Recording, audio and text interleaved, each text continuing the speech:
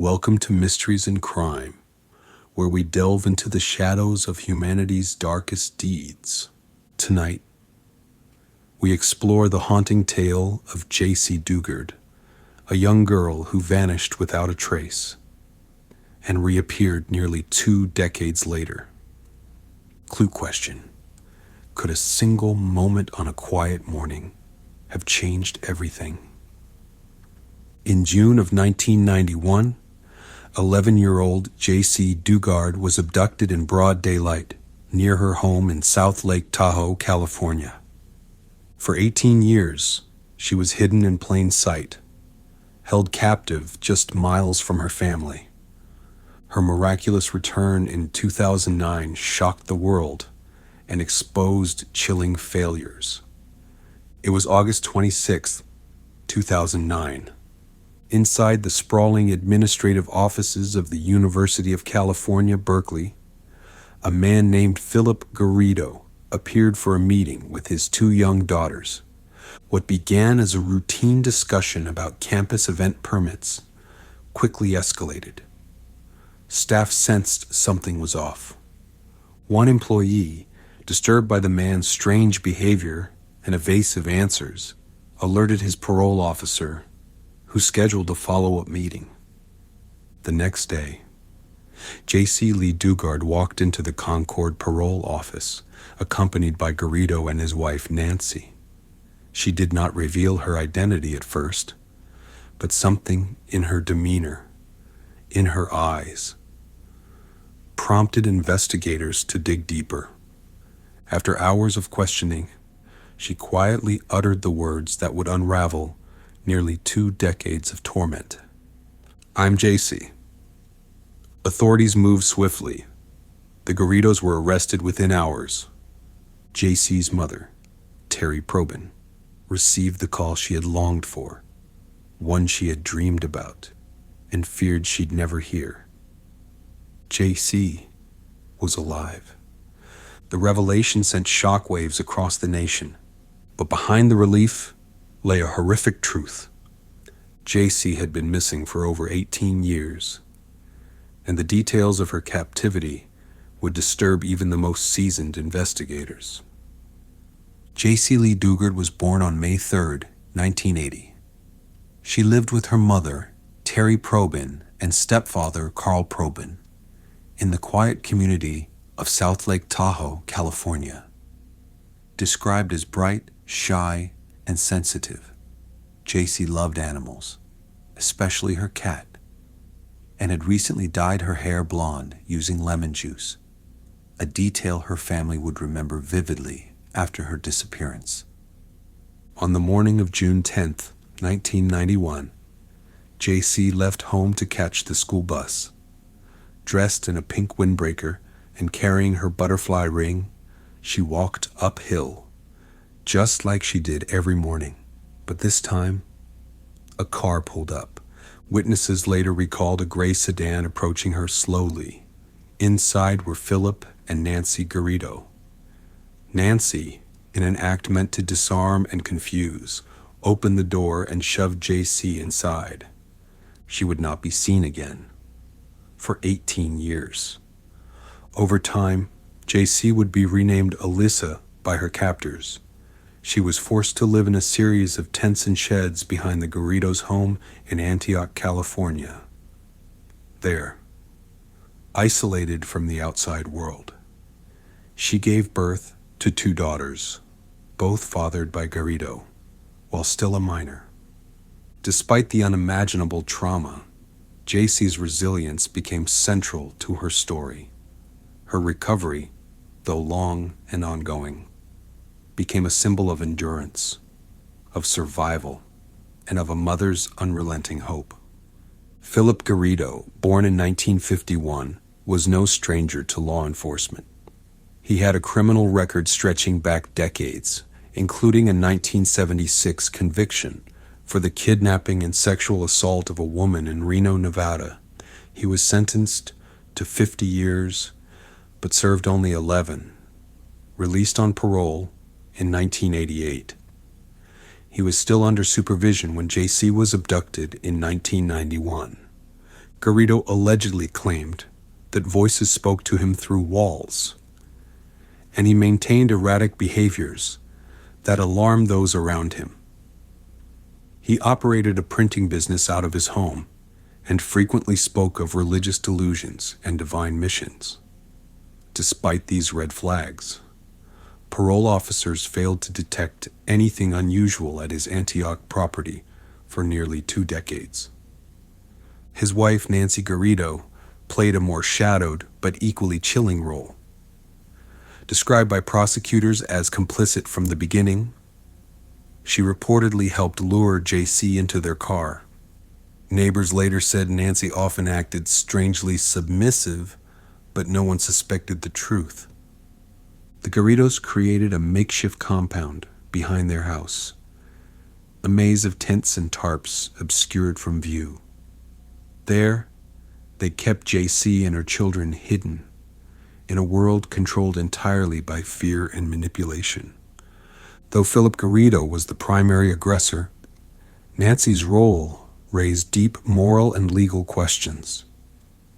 Were her actions driven by fear, delusion, or allegiance? Those questions remain, even after their arrest.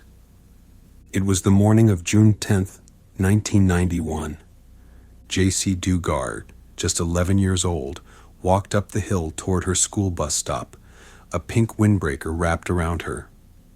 A gray sedan pulled up. The passenger door opened, and Nancy Garrido emerged. In one swift, practiced move, she shoved Jaycee into the car. Her stepfather, Carl Probin, gave chase, but the vehicle disappeared down the mountain road, swallowed by pine and silence. Jaycee was driven to a modest home in Antioch, California. In the backyard, hidden from sight, was a collection of tents, sheds, and tarps, a space built not for shelter, but for concealment. There, her 18-year nightmare began. Phillip Garrido, a convicted kidnapper and rapist on parole, allegedly viewed Jaycee not as a person, but as a vessel for his delusions. He claimed to hear voices, to be chosen for a divine mission. He told Jaycee she was part of God's plan, and used this twisted ideology to justify control. Jaycee was renamed Alyssa, and warned that any attempt to flee would result in pain, not just for her, but for her family. She was told the world was dangerous, that people outside would hurt her. Over time, Jaycee no longer needed chains. Psychological walls held her tighter than any lock could. She later described it as a kind of invisible prison, one where freedom no longer seemed real. The compound where Jaycee was kept was shielded from neighbors by high fences and dense brush. A soundproof shed, no windows, no plumbing, became her first cell. There was a mattress and a bucket. Later, tarps and tents formed a patchwork of makeshift rooms. Jaycee lived through California winters without heat, summers under canvas roofs that trapped heat like ovens. She gave birth to her first daughter at age 14, with no medical help. 3 years later, another child. Despite the cruelty, Jaycee taught her daughters to read, to draw, to dream. Books and old television sets became lifelines to a world they were forbidden to enter. They were alive, but invisible. In August 2009, Garrido walked into the University of California, Berkeley. Bringing with him 2 young girls, he claimed to be organizing a religious event. Campus security sensed something was wrong. His erratic speech, the girls' blank stares, the odd answers. Authorities were notified. Garrido was summoned to meet with his parole officer. He arrived the next day, bringing the girls and a woman calling herself Alyssa. Investigators questioned her gently, carefully. She hesitated, evaded, then whispered the words that would shatter nearly 2 decades of silence. "I'm Jaycee." The compound was raided within hours. The Garridos were arrested. Jaycee and her daughters were finally free. But their story was far from over. When news broke that Jaycee Dugard was alive, the public response was immediate and visceral. Shock turned to disbelief, and disbelief to outrage. How could this have happened? How could she have been hidden, in plain sight, for 18 years? In South Lake Tahoe, neighbors lit candles and tied pink ribbons, a symbol that had once been used in her missing persons campaign across the country. Parents held their children closer. Law enforcement agencies were flooded with tips and scrutiny. People questioned the systems, the parole checks, the silence. Jaycee's survival was a miracle, but the questions it raised cut deep. The press descended swiftly and relentlessly. Cameras surrounded the Garrido home. Aerial shots revealed the ramshackle compound, the tarps, the sheds, the broken fence line. Every outlet had a headline: 18 years in captivity. The girl who came back, hidden in the backyard. But not all coverage was fair. Tabloids speculated on Jaycee's emotional state, her children, even her memory. Officials urged restraint, reminding the public that this was not a story, it was a trauma. Jaycee and her family issued one request: privacy. The world had found her. Now she needed space to heal. In the early years of the investigation, law enforcement faced a frustrating lack of leads. With no ransom note, no physical evidence, and only a vague vehicle description, theories multiplied. Some suspected Jaycee had run away, a claim that angered her family. Others pointed fingers at her stepfather, Carl Probin, who had been the last to see her. He passed polygraph tests, but remained under quiet suspicion for years. There were also reports of similar abduction attempts in nearby counties, but none led to credible suspects.